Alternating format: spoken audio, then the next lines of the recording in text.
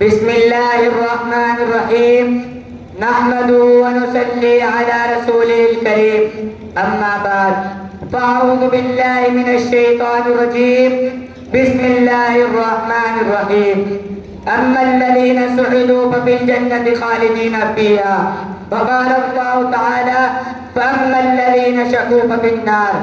محترم حاضرین، ابھی میں نے آپ کے سامنے قرآن مجید کی دو آیتیں پڑھی ہے. اس کا سادہ سا ترجمہ یہ ہے کہ جو لوگ خوش قسمت ہیں وہ جنت میں ہیں، جو ہمیشہ اسی میں رہیں گے. اسی طرح جو لوگ بدبخت ہیں وہ جہنم میں ہیں. اس دنیا رنگے بو میں جب انسان آنکھیں کھولتا ہے تو دنیا اسے چاروں طرف سے گھیرنا شروع کر دیتی ہے. جس طرح کنویں کا مینڈک یہ سمجھتا ہے کہ اس کی دنیا کنواں ہے، اسی طرح کم عقل انسان یہ باور کر لیتا ہے کہ اسے ہمیشہ ایسی دنیا میں رہنا ہے، اور اگر بالفرض کبھی مرنا بھی ہوگا تو فنا ہو جائے گا، ہڈیاں خستہ ہو جائیں گی، جسم کے اعضاء ٹکڑے ٹکڑے ہو جائیں گے، اور اس سے اس دنیا کے بارے میں کوئی سوال نہیں کیا جائے گا. مگر اس دنیا میں انبیاء علیہ السلام تشریف لائے.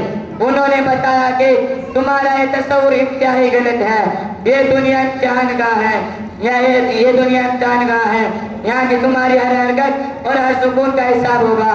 اس دنیا کا رہنے والا انسان نیک عمل کرے گا، صحیح راستے پر چلے گا، حق و صداقت کا علم بردار رہے گا، خالق کائنات کے احکام کے مطابق اپنی زندگی گزارے گا، تو پھر مرنے کے بعد کامیابی کا قدم تھمے گی.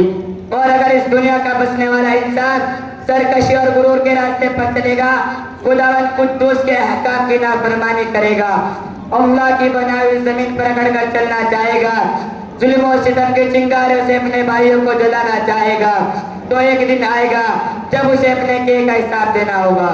جب اس سے پوچھا جائے گا تمہیں دو ہاتھ دے گئی تھی تاکہ تم کمزور لوگوں کی امداد کر سکو، تمہیں دو آنکھیں دی گئی تھی تاکہ تم غلط اور صحیح کی تمیز کر سکو، تمہیں دو پاؤں دے گئی تھی تاکہ تم خدا کی عبادت کے لیے مسجدوں میں جاؤ، تمہیں عقل دی گئی تھی تاکہ تم بادل اور طاقت کی مقداروں کو شکست دے سکو اور حق کی آواز کو بلند کر سکو. کیا تم لوگوں نے ایسا کیا؟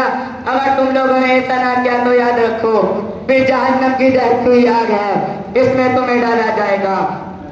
محترم دوستو، اس دنیا میں چند دن رہنا ہے. بادشاہ ہو یا فقیر، سرمایہ دار ہو یا مزدور، قوی ہو یا کمزور، عقل مند ہو یا بیوقوف، سب کو ایک دن یہ چھوڑنی ہے. سب کو ایک دن یہ دنیا چھوڑنی ہے. یہاں کستے مزر، مال و دولت، جائیداد و زمین، دکانیں کوٹھیاں، کوئی آپ کے ساتھ نہیں جائے گا. ہمیں یہ سب چھوڑ کر ایک ایسی جگہ جانا ہے جہاں ہمارے نیک اعمال کام دیں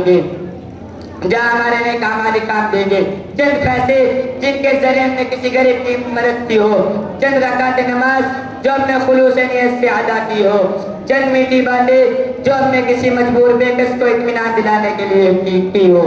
یہ چیزیں ہمارے کام آئے گی، اور اس دنیا کا تمام ساز و سامان ہمارے لیے بیکار ہے. جب کہا کہنے والے نے ٹک اس ہوا کو چھوڑ میاں مت دیش بدیش پھرے مارا، قزاق اجل کا لوٹے ہے دن رات بجا کے نکارا، کیا بدیا بھینسا بیل چتر کیا گونی پلہ سر بارا، سب ڈھاٹ پڑا رہ جاوے گا جب لات چلے گا بنجارا. محترم دوستو، جب موت آئے گی تو آپ کو ایک منٹ تو کیا ایک سیکنڈ کی بھی فرصت نہیں دے گی. دوستو، ہمیں اس وقت کے آنے سے پہلے تیار ہو جانا چاہیے اور اپنا ٹھکانہ ایسی جگہ بنانا چاہیے کہ ہمیشہ آرام اور سکون سے رہے. وہ جگہ جنت ہے جو مرنے کے بعد ملے گی. مرنے کے بعد والی زندگی کا نام آخرت ہے جو آخر میں آئے گی. اگر ہم خدا کی مرضی پر اپنے کو چلاتے ہیں تو ہم خوش قسمت رہے، اور اگر ہم غلط راستے پر چلے ہیں تو بد قسمت کہلائیں گے. اللہ تبارک و تعالیٰ مجھے اور آپ کو صحیح راستے پر چلائے اور آخرت میں ہمارا ٹھکانہ جنت بنائے.